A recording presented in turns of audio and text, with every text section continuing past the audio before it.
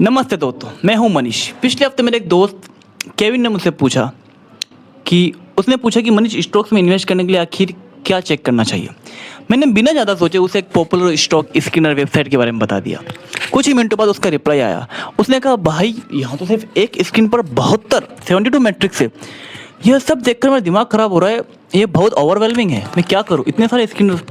और सच कहूँ, जी हाँ, बिल्कुल वो सही कह रहा था। जब हम ऑनलाइन स्टॉक ढूंढते हैं तो हम जानकारी के साथ समुद्र में डूब जाते हैं। इतनी सारी जानकारी, हर तरफ P ratio, debt to equity, MSCD, RSI, न जाने क्या क्या।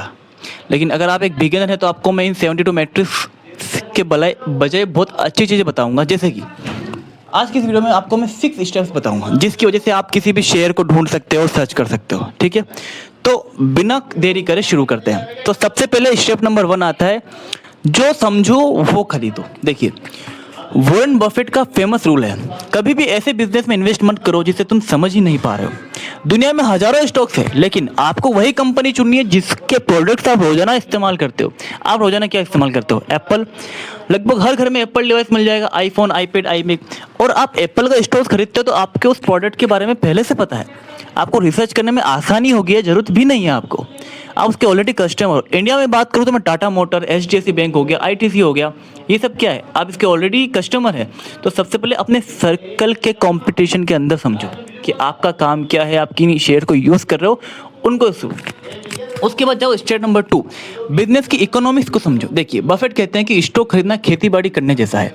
सोचिए, अगर आप एक फार्म खरीद रहे हैं तो आप क्या देखते हैं उसमें? जमीन कितनी बड़ी है, वो कौन सी फसल उग रही है और क्या उग रहा है, खेत चलाने का खर्चा कितना आएगा और साल के अंत में आपको उसका रिटर्न कितना मिलेगा, कैश कितना बचेगा।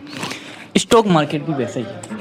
आप सिर्फ ऊपर नीचे और चार्ट्स मत देखो, आप बिजनेस के मालिक बनकर सोचो कि अगर ये बिजनेस आपका होता तो आप क्या करते। क्या ये बिजनेस फाइनेंशियली साउंड करता है? क्या ये कंपनी अगले 5 से 10 सालों में पैसा कमा कर देगी? हम वो कंपनियां चाहे जिनका पैसा मॉडल स्ट्रॉन्ग हो, जिसका बिजनेस मॉडल स्ट्रॉन्ग हो। हम स्पेकुलेशन नहीं, ओनरशिप की बात कर रहे हैं। स्टेप नंबर 3 है 3 जरूरी फाइनेंशियल स्टेटमेंट। देखिए, अब आते हैं थोड़ा टेक्निकल चार्ट पर, लेकिन मैं इसे सिंपल रखूंगा। किसी भी कंपनी के हेल्थ चेक करने के लिए हमें उसके हेल्थ रिपोर्ट कार्ड या फाइनेंशियल स्टेटमेंट देखने होंगे। बिगिनर्स के लिए चार्ट से बेहतर है फाइनेंशियल एनालिसिस। देखिए, आप जा सकते हैं स्किनर.com पर, याहू फाइनेंस पर जा सकते हैं। पहला है बैलेंस शीट। ये देखिए कंपनी के पास कितना कैश है और कितना डेट है, यानी कर्ज रखा हुआ है।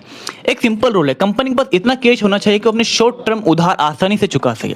अगर करंट रेशियो 1 से ऊपर है तो ये अच्छी बात है। दूसरा है इनकम स्टेटमेंट।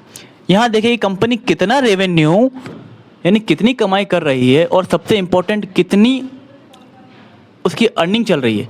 अच्छी कंपनियों का नेट प्रॉफिट मार्जिन कम से कम 10 से 15% होता है, जितना वो इन्वेस्टमेंट करती है। अगर कंपनी लगातार लॉस में है, जैसे नई कोई स्टार्टअप है या कोई भी होगी, तो उसमें आपको इन्वेस्ट नहीं करना चाहिए। और तीसरा है कैश फ्लो स्टेटमेंट। देखिए, कैश फ्लो स्टेटमेंट क्या होता है? मेरे हिसाब से सबसे इंपॉर्टेंट है, प्रॉफिट अकाउंटिंग का नंबर हो सकता है, लेकिन कैश फ्लो में क्या होता है? देखिए, एक कंपनी हर साल अपने फ्री कैश फ्लो बढ़ा रही है। पॉजिटिव कैश फ्लो का मतलब है कंपनी अपना उधार चुका रही है और डिविडेंड दे सकती है और फ्यूचर में ग्रो कर सकती है। वैल्यूएशन स्टेप नंबर 4 है, क्या स्टॉक सस्ता है, ये कैसे पता चलेगा? अच्छी कंपनी ढूंढने लगे ताकि वो महंगी हो सस्ती। इसके लिए आपको देखना पड़ेगा पी रेशियो, यानी प्राइस टू अर्निंग रेशियो। बताता है कि आप कंपनी की 1 रुपये की कमाई के लिए कितने रुपए दे रहे हो। ध्यान रहे, पीवी रेशियो को कभी अकेला मत देखो, इंडस्ट्री एवरेज से देखो, अदर कंपनी के पी से देखो, तब जाके आपको समझ में आएगा। पी 15 है तो शायद वो अंडर वैल्यूड यानी सस्ता है। अगर कंपनी अभी प्रॉफिट नहीं कमा रही है तो आप पीएस रेशियो यानी प्राइस टू सेल्स देख सकते हैं। देखिए, याद रखिए, सस्ता होने का मतलब ये नहीं कि वो अच्छा है, और महंगा होने का मतलब ये नहीं कि वो बुरा है। कॉन्टेक्स्ट मैटर करता है, एप्पल टू एप्पल्स कंपेयर करो।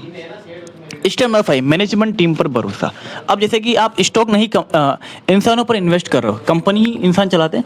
चेक करो कि सीईओ कितने सालों से कंपनी के साथ है, लॉन्ग टर्म लीडरशिप स्टेबिलिटी बहुत अच्छी है, कंपनी के लीडर्स क्या कर रहे हो, कंपनी को आगे कहाँ देखते हैं, उसका फ्यूचर क्या है, क्या मैनेजमेंट ट्रांसपेरेंट है, क्या वो शेयर होल्डर्स के लिए वैल्यू क्रिएट कर रहे हैं। जैसे कि सीईओ देखते हो आप बड़े बड़े, तो वो क्या करते हैं, वही कंपनी चलाते हैं। मैनेजमेंट ईमानदार है, कैपेबल है या नहीं। स्टेप नंबर 6 आता है कॉम्पिटिटिव एडवांटेज, यानी मोट। वॉरेन बफेट की सबसे फेमस लाइन, क्या इस कंपनी के पास कोई ऐसी ताकत है जो दूसरे कॉम्पिटिशन के पास है ही नहीं। इस बात से क्या कहते हो? तो दोस्तों, ये थी वो 6 स्टेप्स चेकलिस्ट पहली बिजनेस को समझो, सेकंड इकोनॉमिक्स चेक करो, तीसरी फाइनेंशियल देखो, चौथी वैल्यूएशन कंपेयर करो, मैनेजमेंट को परखो और छठी कॉम्पिटिटिव एडवांटेज ढूंढो। लेकिन एक लास्ट और सबसे इंपॉर्टेंट सलाह, डाइवर्सिफाइड करो। कभी भी सारा पैसा एक स्टॉक में मत लगाओ, अगर वो कंपनी फेल होगी तो आप सब खो देंगे। अपने पोर्टफोलियो को अलग अलग सेक्टर्स में बांटो, या फिर अगर सिंगल स्टॉक पिक करना मुश्किल लगे तो इंडेक्स फंड जैसे निफ्टी 50 में इन्वेस्ट कर सकते हो। अगर ये वीडियो हेल्पफुल लगे तो अपने उस दोस्तों के साथ शेयर करो जो स्टॉक मार्केट में कंफ्यूज हैं।